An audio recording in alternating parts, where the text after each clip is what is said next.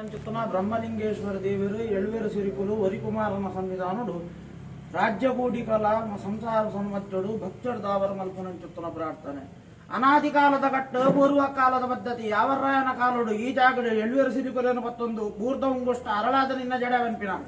ಮಾನವರೆಗೆಂಕಲೆ ಮದಿಪರ ಸಾಧ್ಯ ದೇವರಿಗೆ ವರ್ಷವು ಮುದ್ದಿರದ ಉತ್ಸವ ಅಂದಾಂಡ ನಿನ್ನನ್ನು ಒಂಜಿ ಕಾಲುಗಳಿಗೆ ಲೆಪ್ಪುಡು ಎಲ್ಲಂಜಿದ ಉತ್ಸವದ ವಿಷಯ ಬಾಚೆರಡು